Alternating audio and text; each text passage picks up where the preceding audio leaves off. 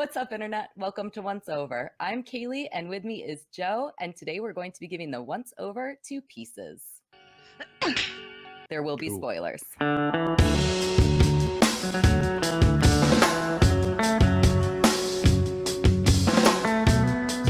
thank you so much for joining me today. Thank you for having me.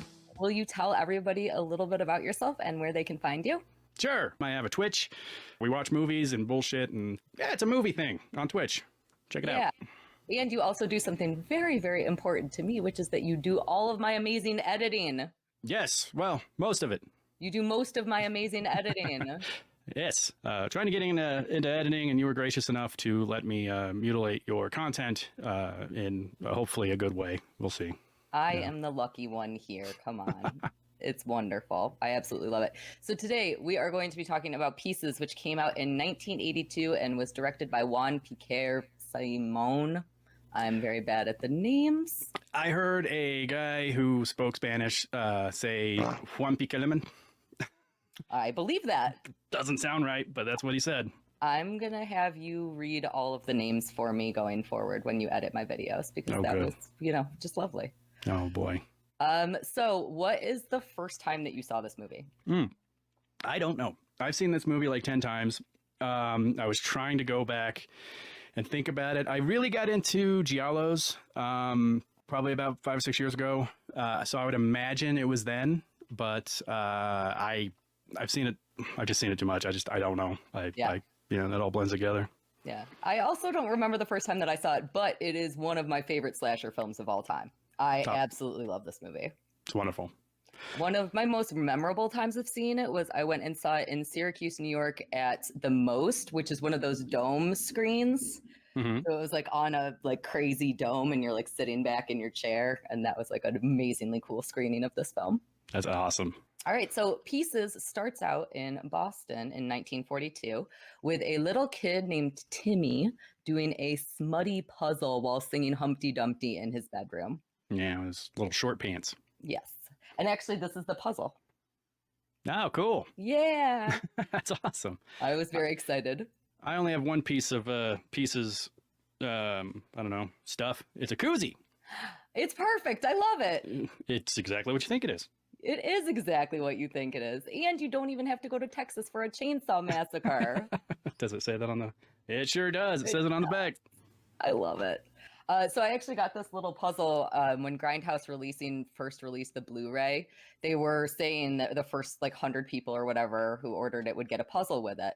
So I ordered it, got it, never opened it because I had it on VHS or DVD already. So I was just watching that copy of it. So I never opened the Blu-ray. I thought I didn't get the puzzle. I was like, damn, I wasn't one of the first 100 people. And then 5 years later, I opened up the Blu-ray and that was in it. And I was like, I got the puzzle. Did it look like Blu-ray size or did they wedge it? How did they put it in there? Yeah, it's the size of a Blu-ray. So I was expecting a big, gigantic puzzle. Oh, I see. Yeah. It's just a little guy. It's just a little guy, but I love it.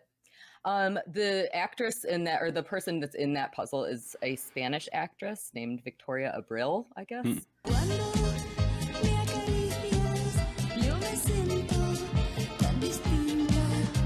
Which is, whatever. I think it's an extremely iconic piece of horror history.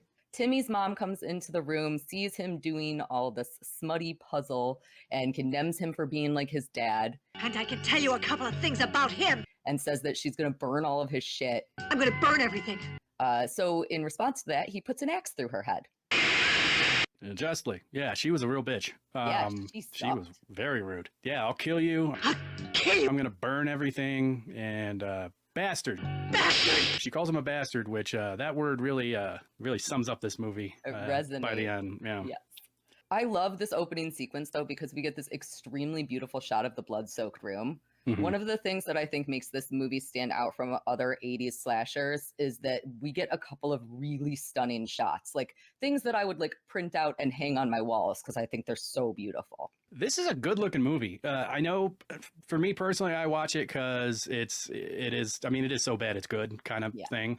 Yeah. Especially with the translation with the overdubbing. Yeah, overdubbing.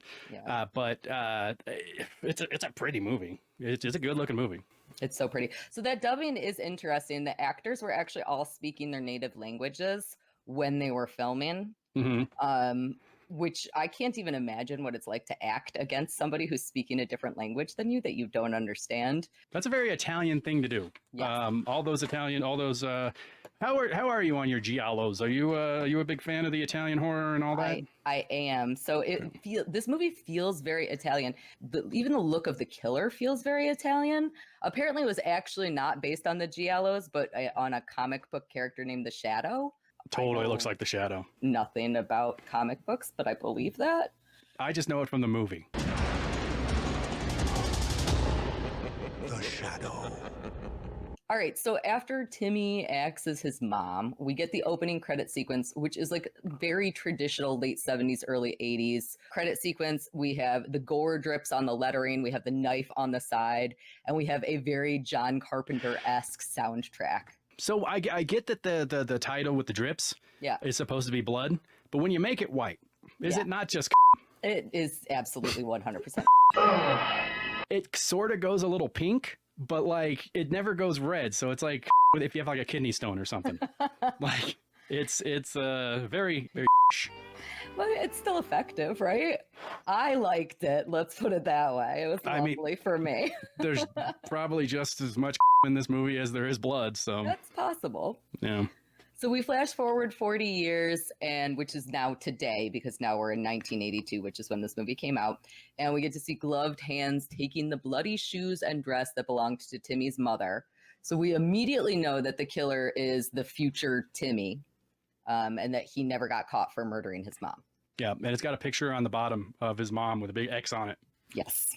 Which is how you know he doesn't like her. He doesn't like her, and maybe he wants to put X's over other people's pictures. Interesting. Pieces. And then we get one of my favorite scenes in the movie, which is the skateboard scene. Hi! Hello!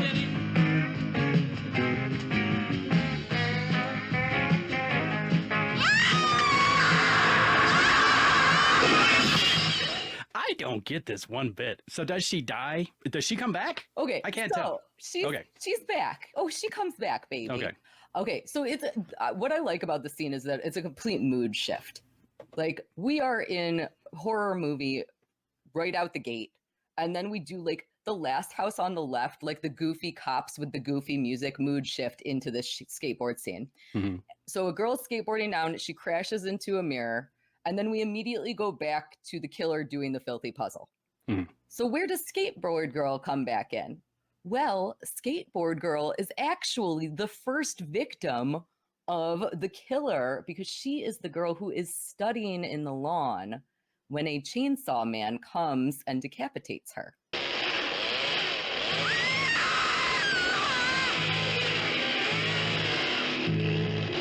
That's the same gal? It's the same gal. Nobody knows that because it's nonsense. Ha!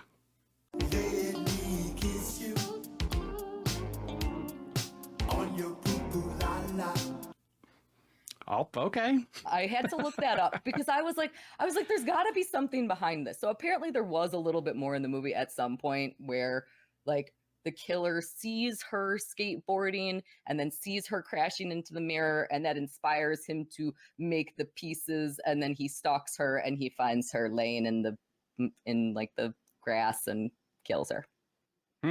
So she brought him to the college. Otherwise, he wouldn't have. He would have just picked something else. I mean, who knows? It's all her fault. It's all her fault. It's poor Skateboard Girl. This scene is also interesting. So this is the first kill in the movie other than Timmy's mom. This is the first time in the modern day that we're getting kills. And almost all of the guts and blood were real animals in this movie. No, so it was like slaughterhouse blood and like disgustingness. But, and I hate looking back at it, thinking about that. This is pre-PETA getting involved in shit. Oh my God, the blood is disgusting. And I mean, you have to take multiple takes that take a long time. Like smelly. Smelly. Very, I would imagine. It's got to be, unless they're using fresh guts every time. I can't imagine they did. I don't know. Yeah, and it's Spain. Like, if you're shooting in Spain, they still have bullfighting over there, don't they? Like, they I'm sure they're just ripping them out of animals and all right, take 2. Ugh, gross. Yeah, I would not have wanted to do that. But again, it looks great and I'm thankful for it. Screw the actors. Who even cares? Yeah, they got their $10 or whatever the fuck they got paid for. Probably. So next up, we meet Lieutenant Bracken, who is played by Christopher George. And he goes to the school to investigate this murder of this girl because, you know, she got decapitated. So clearly there's something to investigate. And we meet some other students here. I think that the other students are pretty unnecessary in this film, but we do get a really great line where one of the girls is like, the most beautiful thing in the world is smoking pot. And fucking on a waterbed at the same time. Which, of course, will be important. Nice little foreshadow in there. Have you ever slept on a waterbed? They're very uncomfortable. They're the worst. Well, I guess he's not talking about sleeping, but like still, I can't imagine, like when you wake up, like there's the frame. I've never woken up on a waterbed and not just been smashed against the inside of the frame. It's awful. It's terrible. Fuck waterbeds. Waterbeds have really fallen out of vogue. They were popular for a minute. Good. When's the last time you heard of somebody having a waterbed? When my parents got rid of theirs. Yeah. Those things were like 1,000 pounds. Yeah. Once you filled them up, you had to get like 3 hoses, put them together. Meanwhile, everything's spraying out of where you're connecting the hoses and just getting your house all wet and shit. If you drop something underneath it, it's done. You're not going to see it again. Terrible. Do they smell? I feel like they would smell. If you got another thing, I would think would smell. If you got everything wet, I'd imagine it would smell eventually. Yeah. I don't know. I live in Colorado. There's no humidity here, so it just dries up. But easier. Yeah. All right. So Lieutenant Bracken is in the school investigating, and we also get introduced to Professor Brown, who is the anatomy professor, who will be the first red herring of the movie because this movie is just full of red herrings.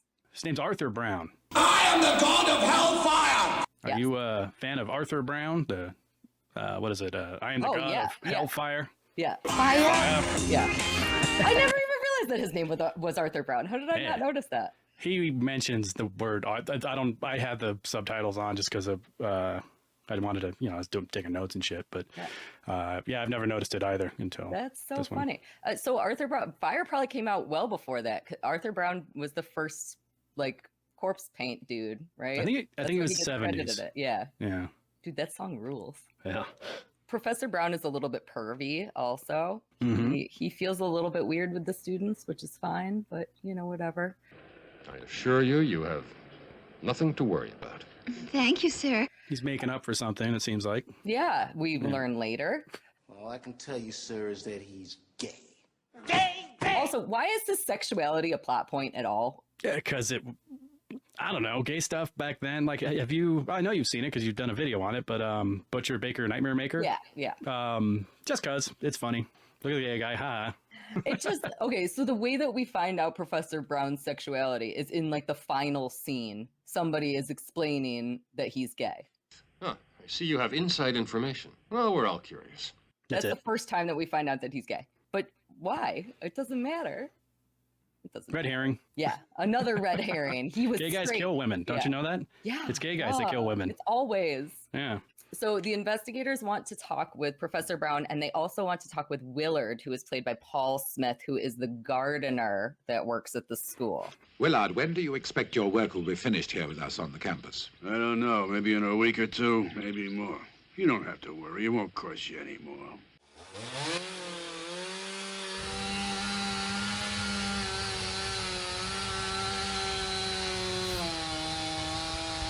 Old Willard Red Herring Wink, that guy. He's the reddest of herrings. They didn't even try to be subtle with that. No, I love his little eye. I love it so much.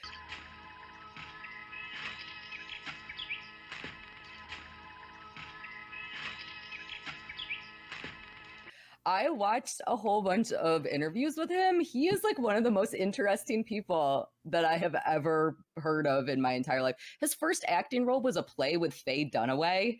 He has a legitimate credits. Almost all of it is kind of shitty, but is he Spanish? He's Bluto in Popeye. I called him Bluto in my notes just because he was Bluto to me, but I didn't know he was actually Bluto, the Robin Williams? Yeah. Bluto? Yeah. Huh. Yeah. Did not know that. Yeah. I'm mean, you know what I mean. He did a bunch of other shit too. I can't remember now, but he has like an actual legitimate. So I don't believe that he's Spanish. It seems like his history in acting, he's acted in a lot of other places. I believe that he is from the United States, possibly Israel or Italy. I can't remember which one, but you know, he's good. And even though it's a goofy character, the idea of having this gardener character that is like obviously supposed to be the guy who is doing the killing, he does a great job of it.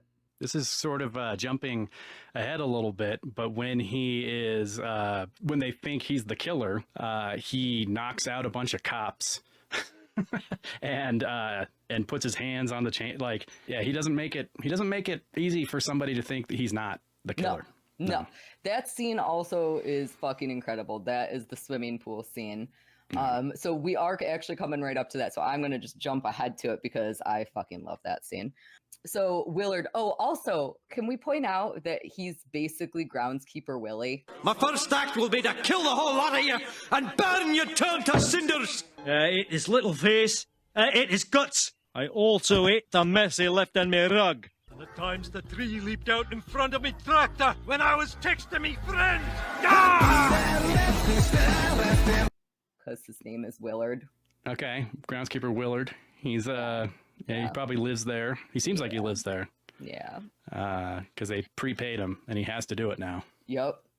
So we see a couple of little shots with it where he's like sharpening the chainsaw, so it like very much seems like it's him. We get a couple of other things. So this girl is trying to hang out with this guy named Kendall, who we will follow around quite a bit. Kendall is kind of the school slut. He's banging all the chicks. So he gets a note from her that says, "Meet me in the swimming pool." I want to do it underwater. See you in the pool. And Susan, the girl who wrote him the note, goes to the swimming pool. She gets undressed. She is wearing cowboy boots and a bikini underneath her clothes because why not? I did not notice the cowboy boots. Oh yeah, she's got cowboy boots on. Well, and also she's wearing a bikini, but then she immediately takes the bikini top off. If you have that, I don't understand how there weren't just like 20 people hanging out in that pool. Like if you have a pool like that in a college, wearing a bikini, but then she immediately how takes is it the not bikini always top just off? people hanging out and getting high and like touching each other underneath their bathing suit areas? They don't have to do it underneath their bathing suit areas. They just take their bathing suits off immediately. Why would you wear the bikini if you were going to just take it off? She also puts her hair back like she's going to not get her hair wet, and then she immediately dives in. That's funny. She's stupid. Well, what if there were other people there? I mean, you know, and she's shy all of a sudden. All of a sudden. Yeah. So she almost froze to death during that scene. It was like winter. They didn't heat it up? Yeah, they didn't heat it up. So I don't know how true that is, but allegedly she almost froze to death during that scene. That's funny. So the killer takes her out of the pool with a net. He pulls her out. He chainsaws her, takes her torso. We don't actually get to see this kill up close, but this does lead to Willard going to the pool and the cops spotting him, jumping him, and him fighting off 1,000 cops.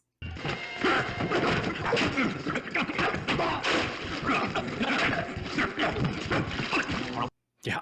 And he's strong like bull. He's very strong like bull. Well, first off, actually, they bring a stretcher for all the pieces. Yes.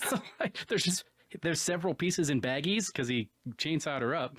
And there's two guys that bring out a little stretcher and put it down on the ground. They just load so is it like a legal thing? They have to bring a stretcher to a murdered body? I mean, if they're worried about legality, then they got a lot of other issues, because the next thing that they do is they ask Professor Brown his opinion because they don't have time to wait for the coroner. So they keep letting like civilians onto this crime scene. And they ask him, do you think this could have been done with a chainsaw? I'd say it's elementary. Yeah. He's like, well, yeah, anybody could see that. Duh. Which that will be a theme in this movie, is that they keep asking people to do shit that they should not be doing. For example, Kendall will get very wrapped up into this investigation soon. I guess I'll say it when we get there, but holy shit. They make him Chief Lieutenant Gigabyte. Yeah. Fucking nerd. Yeah. He's so goofy. For being such a school slut, he is really a fucking nerd. You made her too? Wow, Kendall, how do you do it? I just whistle and they come running. You see his penis. I'm sorry, go on. You do see his penis. It was my favorite part of the movie. I mean, there were boobs and everything, but whatever. I like the penis. It's good to balance it out. It's nice to have penis in an 80s slasher film. You don't get a lot of that. Well, especially him, because he was just Mr. Nerd, missing easy basketball shots and like just being a big fat nerd. Not a big fat nerd. He's a very in shape nerd. Yeah, trained but nerd. yeah, but all of a sudden it's just, oh, there's his penis. Cool. All right, well. All right, back to the swimming pool. Okay, so they are asking Professor Brown to give his opinion. Professor Brown touches the chainsaw, which muddles up the evidence, again, making us think that maybe Professor Brown is the red herring. Oh, I'm terribly sorry. And it wasn't Willard, even though the cops all think that it's Willard at this point. But they do never bring up fingerprints in this. Never. Yeah. Never. So it doesn't matter anyways. So he's right. He can just touch whatever he wants. He can do whatever the fuck he wants. Yeah. And that is also an interesting thing that we'll get into a little bit more. But they believe that right now, they believe that they have the killer arrested. The cops believe that Willard is the killer. He knocked out a bunch of cops. Yes.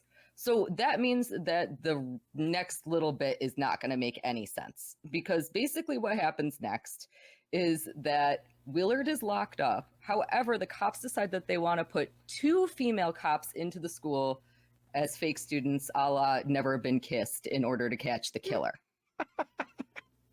They sure did. Well, why the hell? So they could only get 1. Yes. Right. So why even mention 2?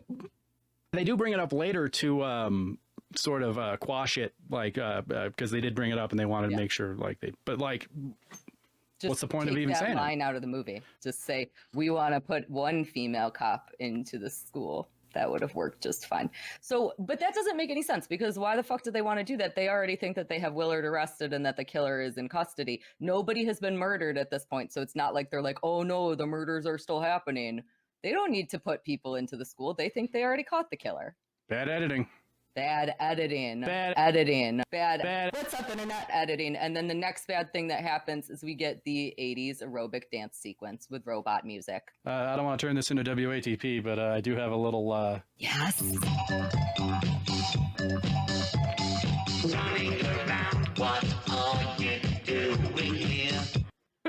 I feel like we were both too on beat for that. They are so off sync.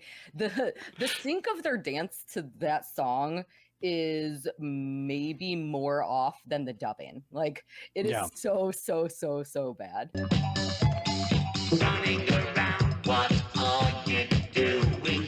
Yeah. But it's the 80s, so you have to have an aerobic sequence. And are you going to go out of your way to keep sync to a cheap knockoff of Funky Town? Yes. Like, we know this is Funky Town, but this ain't Funky Town, so I'm not even going to try. I know, it's so good. I love it. All right, so then we have what I think are a couple of throwaway scenes. So at this point, this movie is nonsense, but it's still a butt ton of fun.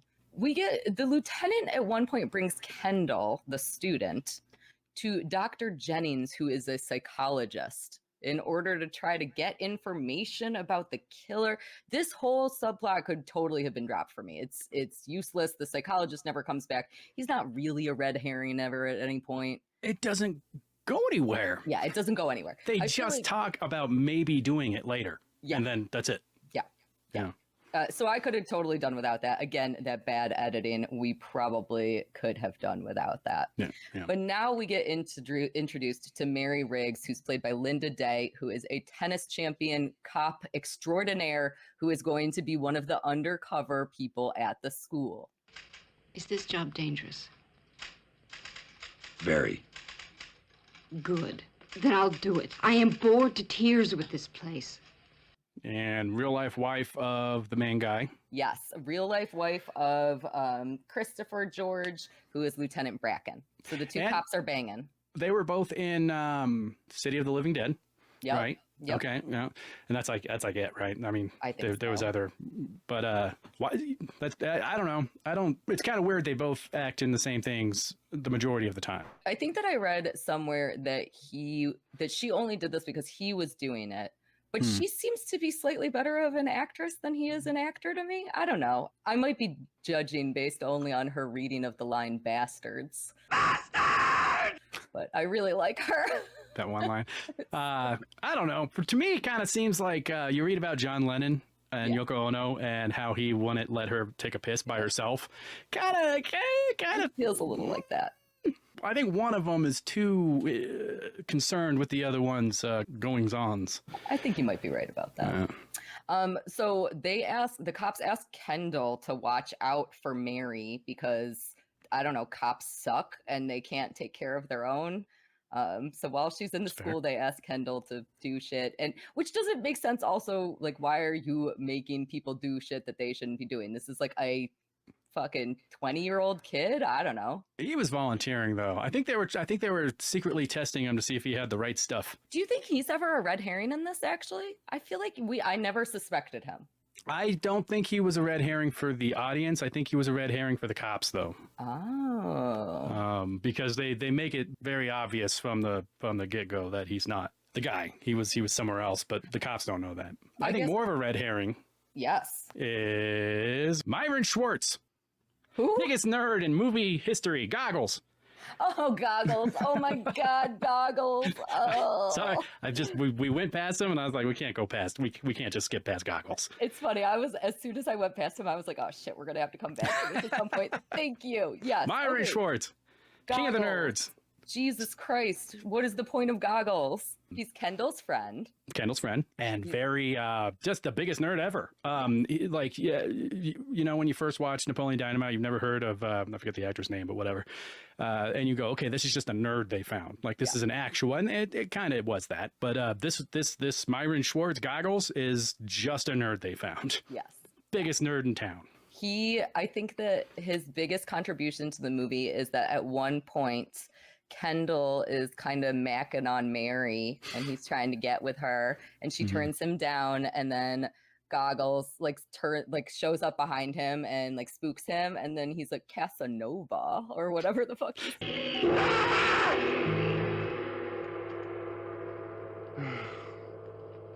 Casanova. And he does that stuttering John. I'm sorry, I don't mean to keep, but the stuttering John thing though. Yeah. He does that in his face. Oh my God, it's so stupid. It's so stupid. I love it so much. Yeah, he has a very small role, but boy, is it impactful. Such a nerd. Yeah. Biggest nerd in movie history. I think that might be accurate. All right, so Mary is now at the school, but in addition to Mary, being the sneaky cop at the school, we also get introduced at this point to another character named Sylvia, who works for the Boston Globe, because now we need to get the media involved. Sylvia Costa, the Boston Globe. What's happening at the university? I don't know what's happening. What's happening? Everybody at the school is very much trying to keep things under wraps. So the main person at the school is the dean, who is played by Edmund Purdom. I don't even think that I've mentioned him yet. I really should have. I've heard that name before. I don't know anything that he has been in. I don't either. I only recognize him from this. So he very much wants to keep things quiet because he doesn't want it getting out that, people are getting murdered at his school. Excuse me. I'm sorry to interrupt, but could I talk to you for a moment? Unfortunately, I'm far too busy to talk to anyone at the moment. So Sylvia tries to go to him and get information. Mary starts working at the school, and there is a super long tennis sequence where it is very obvious that she cannot play tennis. She is a pro tennis star who's just doing this. Not moving at all.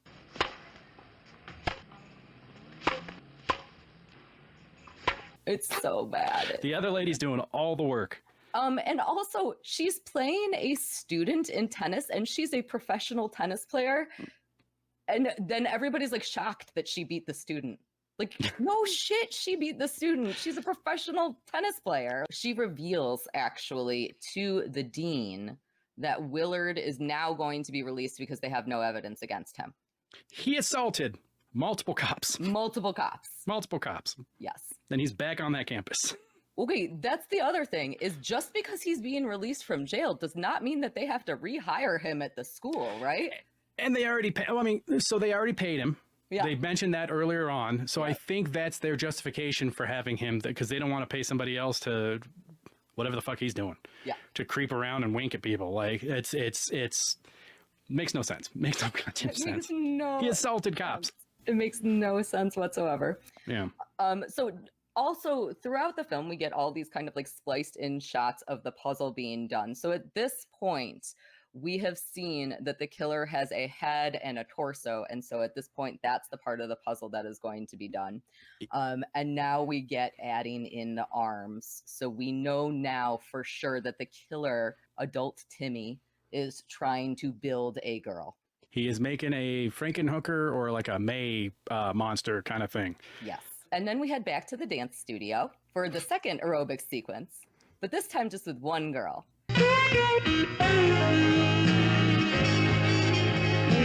Now, I noticed something on this watch. You mentioned seeing this movie 10 times. I've probably seen this movie 20 times. This is literally my favorite 80s slasher film. I fucking love this movie. You know what's funny about me seeing this movie 10 times, though? This is the first time I've ever put together that the puzzle is one of the reasons why this movie is called Pieces. I'm a gigantic brain. I'm really proud of you for figuring that out. I did. It was originally Jigsaw. I did it. But then he used a chainsaw, so that wouldn't have made sense. No, it wouldn't have made any sense. None of it makes sense. It's Pieces. Okay, so this second dance sequence, I noticed something that I have never, ever noticed before, perhaps because I was watching it on Blu-ray. So it's just one girl in the dance studio, and she's wearing tights, and she's doing a dance, and she like does like one of these like leg spread things. You can just see full out bush. Oh my God, there's so much bush. I have the same fucking note. It's a Blu-ray, so I'm sure they couldn't see it when they were, on 4x3 shitty VHS. But she has it's very Spanish. It's robust, one might say. Robust. It looks like a Muppet. Good God, y'all. Hey, what's that thing? It's my bush. I had to rewind it to see if it was underwear or a bush. I rewound it like 3 or 4 times. I was like, that's a fucking bush. That's a huge bush. It's on the sides too. Like, I don't know. It's not like usually you think of bush, it's in the front. No, this is all encapsulating. It's the sides, probably your asshole. Like, it's the whole shebang. I was very impressed. Impressed is maybe not the right word for this. Yeah. But yeah. Stood up. Good job, babe. Beautiful. So the killer watches the bush girl. However, he's probably just going, Jesus Christ, look at that thing. I don't think that she ever gets killed because the next kill is in the elevator.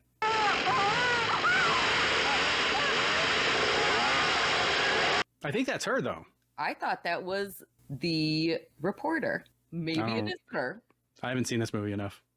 Either have I, apparently. Well, anyway, whoever it is, some chick goes into an elevator, and when she gets into the elevator, she's getting on the elevator with somebody else who we know is the killer. She does not know that it's the killer, and she calls him sir. So we now know that this is an authority figure. Yeah. I don't think I got that before. I always was just like, you're going to get into an elevator with the guy from the neighborhood watch sign and not be scared. But he didn't have the mask on. She calls him sir. So yeah, it does make sense. Yes. And so we get the elevator kill, which again is beautiful. And the killer gets that arm, baby. Yeah. Those pieces together. So exciting. Did you notice that the chainsaw is never on in the elevator? Yes, I did. Did you notice? So after the elevator kill, Kendall and the cops go over to investigate because now there's another murder, which also I don't know how they knew that she was in there, but whatever they do. Did you notice that Kendall is wearing high heels? No. Oh, yeah. They're like... Why? I don't know. Because he's short? Maybe. Maybe they were just lifts. Let me hold you, little man, as the parade passes by. But I was like, oh, those are nice. I would wear those. That's probably why he whipped it out his dick later. I know. Like, oh, yeah, who's short now? God damn it. So he is like the head of this little investigation of this elevator kill because the cops just immediately puke because, again, they suck.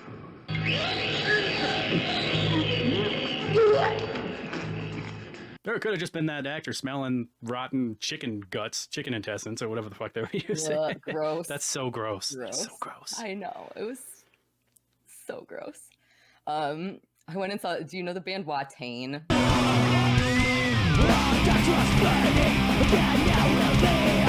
They do black metal. Okay, so they when they played live, they were touring actually with Mayhem for a little while. And I went and saw them on that tour.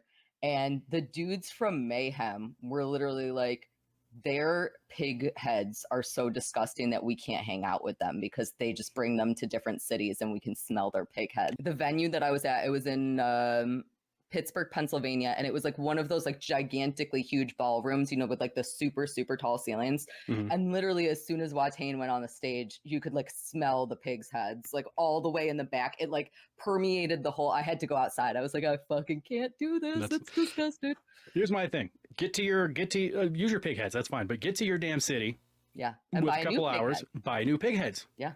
Call ahead. Yeah. Do something. Don't let rotten, because they throw them out to the crowd, don't they? Eventually. I don't know.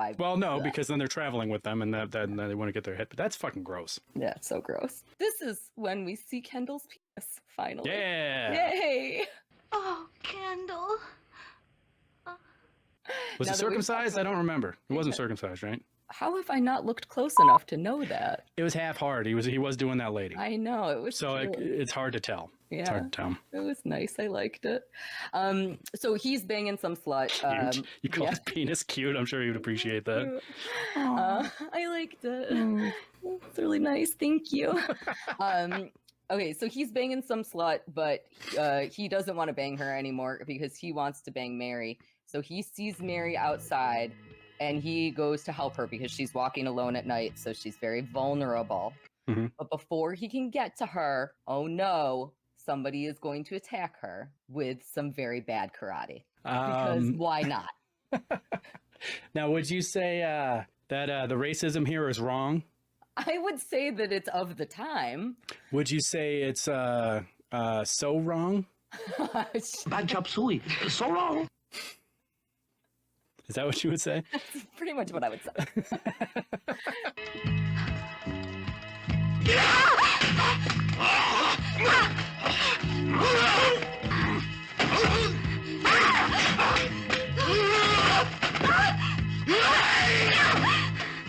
Oh, hey, it's my kung fu professor. What's the story, Chow? Oh, I am out jogging, and next thing I know, I am on ground. Something I eat. Bad chop suey. So wrong. Take it easy. Oh my god, it's so bad. Oh, it's so bad. So that's fucking hilarious. Have you seen? No, I'm sorry. Go ahead. No, go ahead. Have you seen the Spanish version? No. It explains it. I don't know how it could, and I was like, "There's no way in hell." But when it's in Spanish, he's like, I apologize for everything. I thought she was assaulting me. I see here now that it's not, which it very small amount of time. But he's apparently, I was reading subtitles, but apparently he says all this shit. He's like, I apologize. I'll see you guys later if that's okay. And she's like, yeah, go. In this one, he's supposed to be the kung fu professor. His name is Bruce Lee, spelled L-E. His like real life name is Bruce Lee. He's a Bruce Lee impersonator. Yeah. And the whole reason that this scene was added, even though it makes no sense in the context of the film, is because the producer Dick Randall at the time was making a whole bunch of kung fu films, so he just wanted to throw it in. Are you a Joe Bob gal at all? A little bit. I know that because he did a at some point he did a thing on it, and I watched that, but I totally forgot about that until you brought it up again. That's hilarious.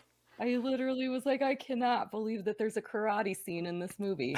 Have you seen any of those Bruce exploitation movies? The what? Oh yeah, Bruce exploitations. Yeah, very few. Yeah. But... I'm not gonna try to remember any of them right now.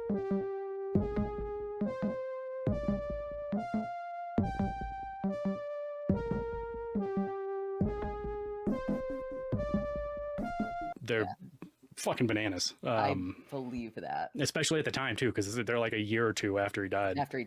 Yeah. So crazy. Well, I think this guy was up there in the impersonator camp. I think he was pretty respected. And then he worked on Pieces, because why not? Bad chop suey. So wrong. It's so stupid. Oh my god. Oh my god, it's so bad. I just wrote bad chop suey in my notes. That's literally the only note that I have about this section of the movie. He explained him disarming a cop, and then knocking her ass on the ground because he ate some bad chop suey. So wrong. No, I love it. I love that shit. So good. It's so good. It's so good. All right. So this leads us, the weird ass kung fu scene that means nothing in the entire film leads us into my favorite kill probably of the movie. I don't know. It's hard to pick one, which is the waterbed kill.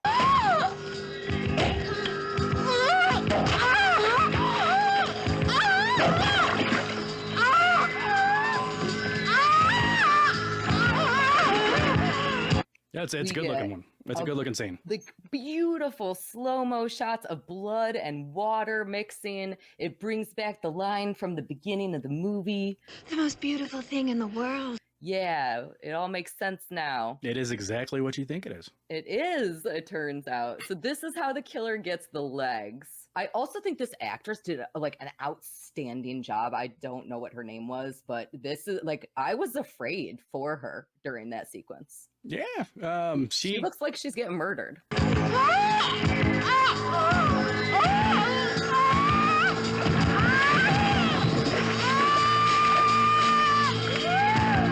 Was that the one that was getting dressed in the locker room that was running around with her? No, that's next. That's the next kill. Okay. How did the lady? I'm sorry. What was her? The waterbed lady. What was her leading up to the waterbed? I don't remember. I don't remember who she was. All of the girls are kind of interchangeable, so we get a pretty substantial kill count. I think the kill count's like 8. But none of the girls are really memorable enough that I could tell you about any of them. I mean, the first one skateboarded into a mirror and then got chainsawed her head off, and I never knew. Exactly, yeah. So like, I don't know that it matters so much. Brides, come on. Yeah, we're all the same. They're all getting murked. It doesn't matter. She also gets the knife. The waterbed kill is the one where it's the knife through the back of the head and out through the mouth, like a reverse blowjob. I really like that. Yeah, so good. That's a really cool effect. Now we do get into the locker room kill, which is going to be the tennis girl. So the girl that was originally playing tennis against Mary. Oh, I never realized she that. is playing tennis alone now, and there's like the fanfare marching band music blasting in the background.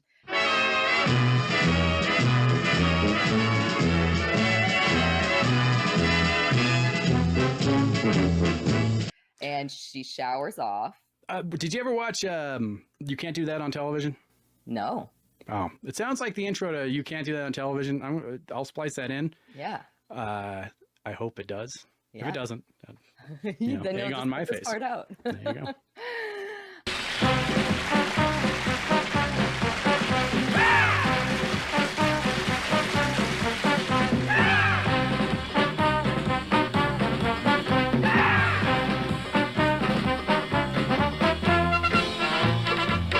Don't you ever get tired of being wrong all the time?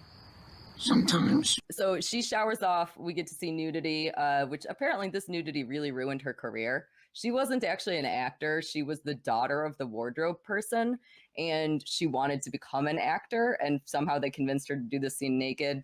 And then she got typecast as being the naked girl, so she could only get naked girl roles. This is the tamest nudity in all the movie. I know.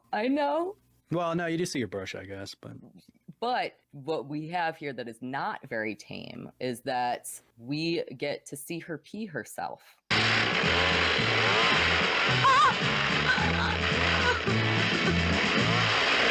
Oh yeah, that is such a pervert thing. That like when he pins her up against the corner and revs the chainsaw, and then you get to see pee come out of her like on her pants, swell up or whatever. Very pervert thing. Like this whole movie is for perverts. Oh, it's totally pervert. But that's extra pervert stuff. So allegedly, that was real pee. Allegedly, she really peed her pants because the chainsaw was revving really close to her face. That wasn't even on purpose? The director left it in. All right. No, he's not a pervert. I gotta be honest. She's the pervert. It looks like it isn't real to me. So I don't know if that's true or not, but I have heard that. It is down a little bit. Yeah. Like, it would make sense if she had a dick, but like it looks like, or like a tube, or I don't know, but yeah, it is down a little bit because there's some clearance in between the crotch and then where it starts. Gross though. I like the perverseness of this film. So like a lot of movies and a lot of the 80s slasher, like we aren't getting to see just disgusting things like that. That is a moment that takes this scene from being just like, okay, a cool locker room kill with a half naked girl to being something totally different. Because that happens right after this, like, here's Johnny sort of moment. So you're like in goofy mode, and then you're like, oh, this girl's peeing her pants. Like, it feels very Last House on the Left. There is a weird juxtaposition when you have such a good goofy movie with that in there, though. That's sort of like when you have these movies that are just so piss poorly made. And you're watching them, and they're, you know, it seems like there's not a lot of effort put into it, but then there's a violent rape scene, and then you're like, okay, well, you put a lot of effort into that. Yep. Like, it's kind of that sort of thing where it's like, yeah, okay, so you can put effort into things, like you just, you know. So Mary and Kendall are still investigating. They run into Willard. They all realize that the music is really weird, that it's really weird that all this band music is playing. And blaring nonstop. Blaring. What the hell's that music playing for? They must be testing the system. And Kendall finds the locker room girl, which is, again, that's another super picturesque kill. You get like a half body with the blood splattered toilet. Yuck. Which apparently, again, since they were using all the real animals, apparently this was a pig carcass for the close up. So it's just disgusting. And so I imagine they buried her halfway into something, right? Into ground, yeah. And so they probably had to make the bathroom's a set. Yeah. And then they just threw animal parts at her. That's gross. I'm surprised she wanted a career after this. Yeah. I think, I don't know. I can't imagine. Well, I just don't know why the hell they chose out of all the, I don't know. That's gross. It's really gross. It's so gross. Sorry, I'm conflicted. So this is the most iconic moment of the film because after Mary sees the locker room girl all snarled up, she has what seems like a similar reaction to what you're having right now, which is that she screams 3 times, "Bastards! Bastard! Bastard! Bonus points if you scream bastard for me thrice. Okay. Bastard! Bastard! Bastard! It's really funny. The best. It says bastard, and like that whole like sort of pause there between the two bastards is funny. And then she does it again, but like it just keeps going. It's so funny. If you have never seen this film in a theater, this is like probably one of my favorite theater experiences. I've seen this in theaters a couple of times, and every single time the whole audience just goes nuts for that scene. Like, it is so much fun. It is just one of those goofy, stupid moments. Anytime that you're talking about this movie, that's the first thing that somebody says to you about it. I've heard that in a lot of podcast opening, like movie podcasts, their openings. I've heard that in like 4 or 5. Like it's iconic for sure.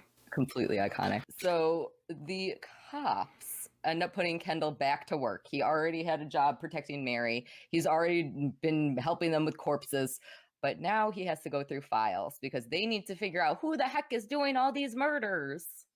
What files were they going? Like I don't know. So I think that the premise there was that they were going through like the history. They believe that it's somebody who's on the staff. So I think that they were going through the histories of everybody who is on the staff, which does end up paying out for them because Kendall discovers that there is in fact a staff member who changed his name, whose mother was murdered when he was a kid. Not by chainsaw though. Not by chainsaw, by axe in the face. So it's totally doesn't matter. It doesn't matter. Not the killer's normal MO, whatever. I do think that this is kind of weird, or at least it's informative, Because what we find out, I haven't revealed the killer yet, but what we find out is that the killer was never caught from his mom's murder, which we had guessed. But like, wouldn't you think that at some point they would suspect him? Nah. No. That was a heavy axe.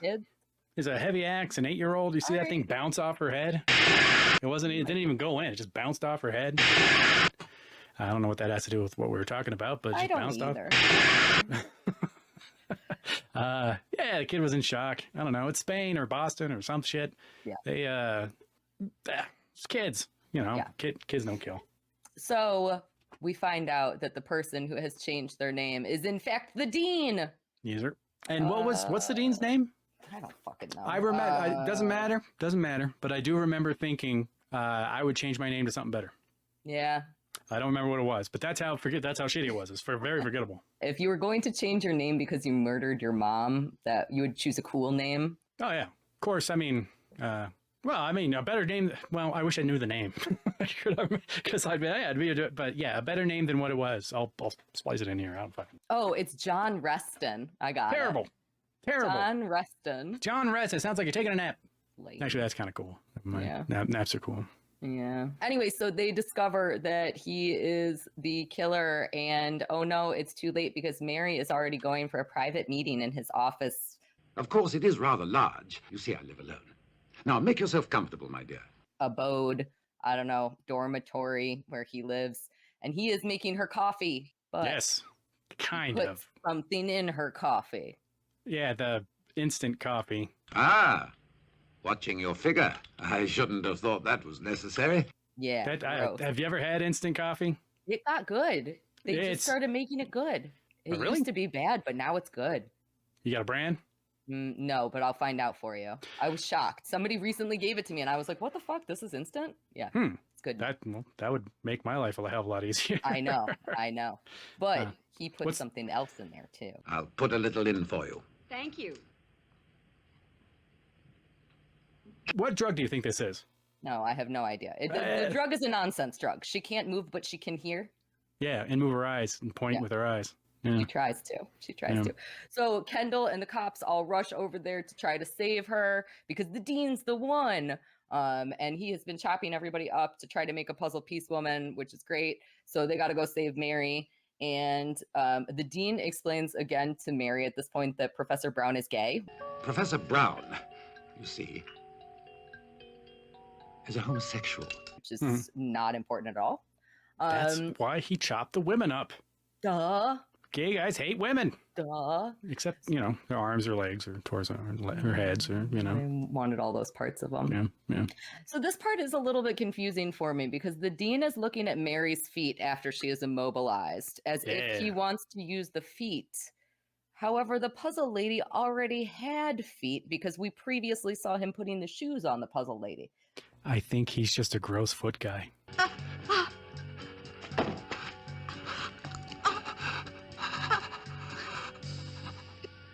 Oh, got it. Okay, that makes way more sense. If cutting a little bit back in the very beginning, the puzzle when he was putting it together as a boy, the vagina was not put together.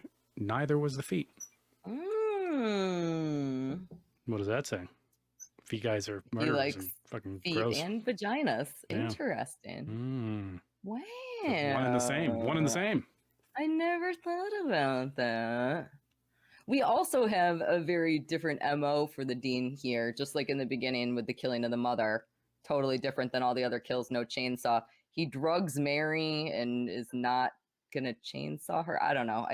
None of the end of this movie makes sense because after the lieutenant detective and Kendall burst into the room and shoot the dean, we completely go off the rails on this movie. Yes. There's a couple things I want to say right before we get into this. Yes. Retro Wendy's. Badass. Oh, so badass. I was like, I want old Wendy's. It's yellow. Do you remember the rooms with like the sunroom? Yeah. Rooms? Yeah. Oh, they were so great. Kendall. Yes. Yeah, he follows them in and he's like, and they're like, you can't come in with us. And he's like, but I want to. And he's just getting in the way. All right, never mind, come in. He fucks up like 5 times and they still let him. Like he tries to storm the damn door. They push him back. He tries to jump over and like get in the way of the other cop. He pushes it like 5 times. He gets in the way, and like at that point, why don't you just shoot him in the knee? Dude, Kendall's the worst and the best. I like his penis. The best. Well, don't get too attached to it. Yeah, it's true. Because what happens after they kill the dean is, I don't even know how to describe what happens. It's all over. We get peaceful music. When I first watched this, I heard about a twist ending. Yes. So when he goes, if you want to be a cop, you just see weird shit all the time, and there's nothing, that's every day for us. And he goes, I could probably handle it. And he puts his whatever on whatever, and then the bookcase switches over, and then it's got the Frankenhooker, and it falls on him. Join the force, kid. We're finding out little secrets like that all the time. Really?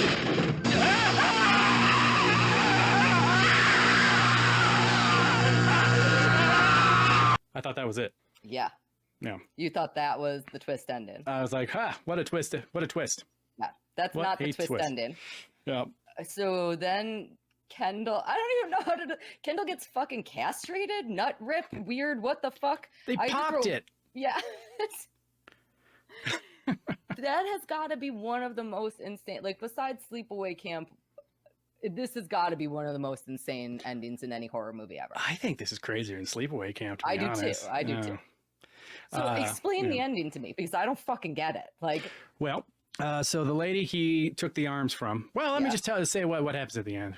So he's walking. Old Kendall is walking by or scooting, or he's doing something next to the body, next to the lady that fell out. She's a Frankenhooker, pieces lady, and on his way out, the hands come to life. One of the hands comes to life, and first through his denim scrapes the outside of his denim, his dick. Down like that. Then you can see like the denim pull away, and then there's like blood. And then after that goes back up, grabs his package and squeezes, and then blood goes out the sides.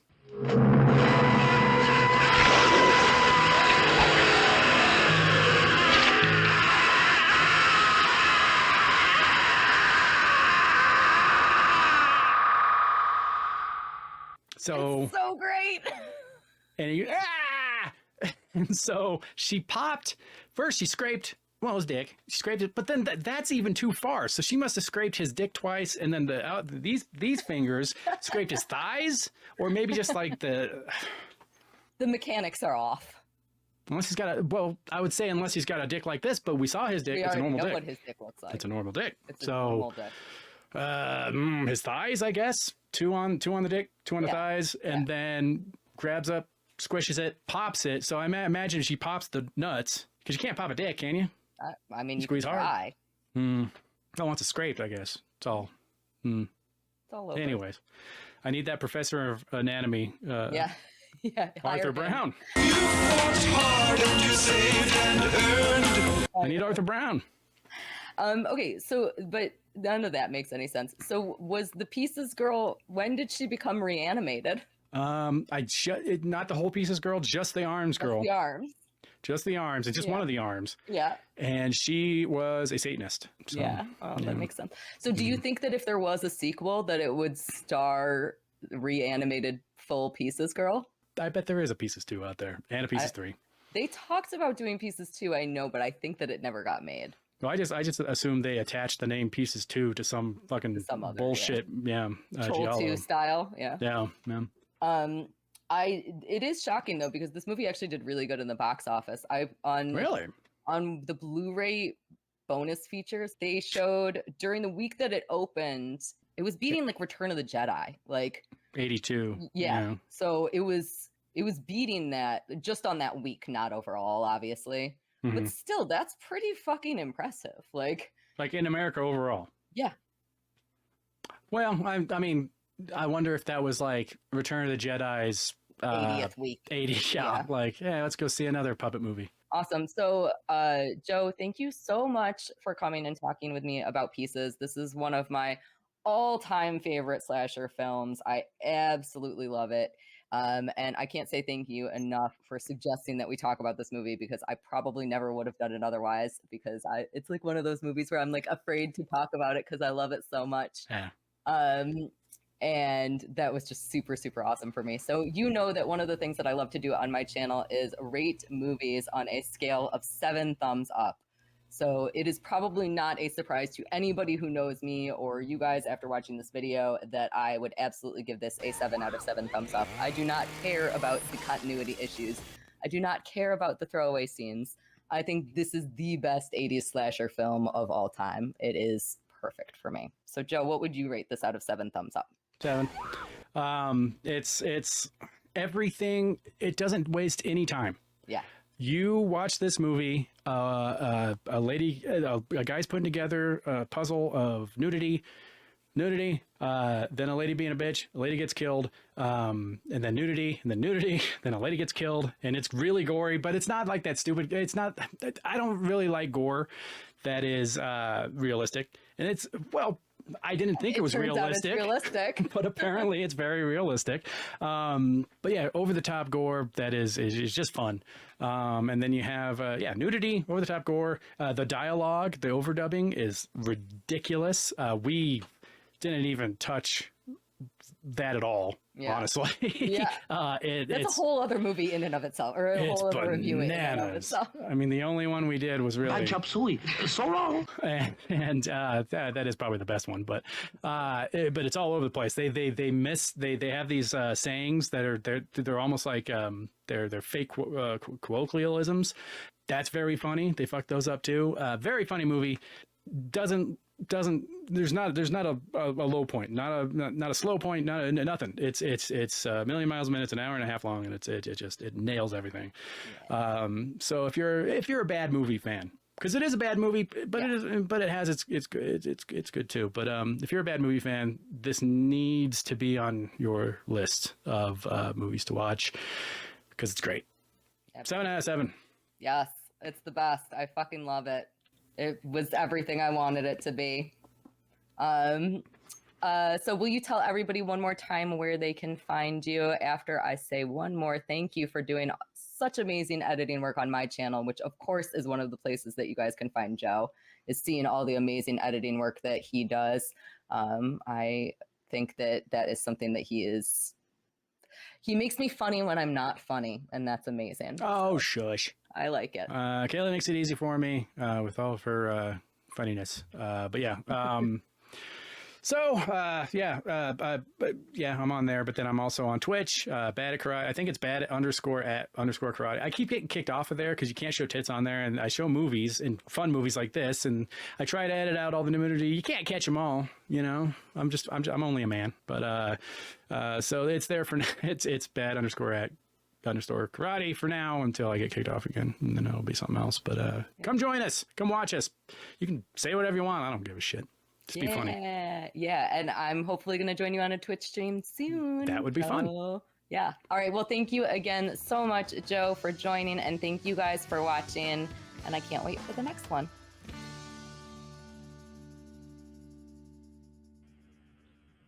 It's fine. I love the cream.